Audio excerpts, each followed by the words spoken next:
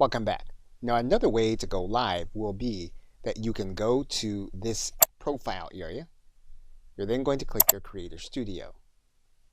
Once you've selected your Creator Studio, you're then going to want to go to your live streaming link. Once you click the live streaming link, then you're going to want to click this area that says Events.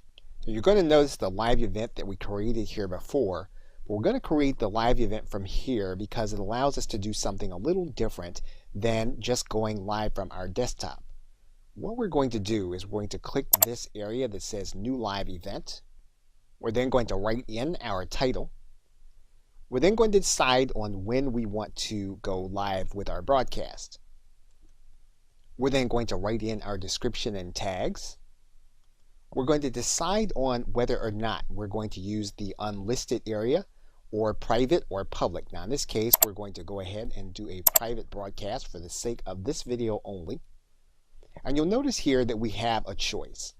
We can decide that we want to use Google Hangouts on air, or we can use our camera. Now when we use our camera, it's going to be just like the experience that we had using our desktop. However, in this case, when we use Google Hangouts, we are going to then be able to share our screen.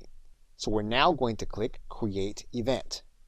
And then our future event is going to be on this page. And in order to come and start the live broadcast, we'll need to come into our Creator Studio. We'll need to come into our live streaming link. We'll need to come to this Events tab, and then we'll need to click Start Hangout on Air.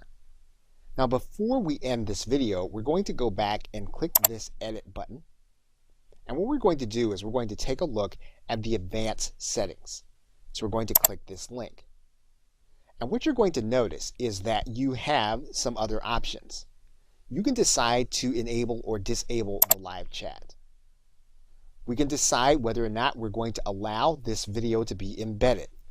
Now in most cases, if you want to embed your live stream on your website, you're going to keep this allowed. This does allow other people to do the same thing. However, if you want wide distribution of your live stream, you may want to keep this enabled. Now YouTube will do a couple of automated promotions. They will promote this event that you're doing across all of your channels.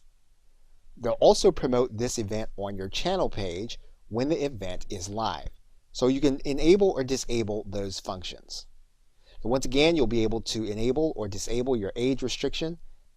And then you can also auto start the event as soon as you are inside of the facility.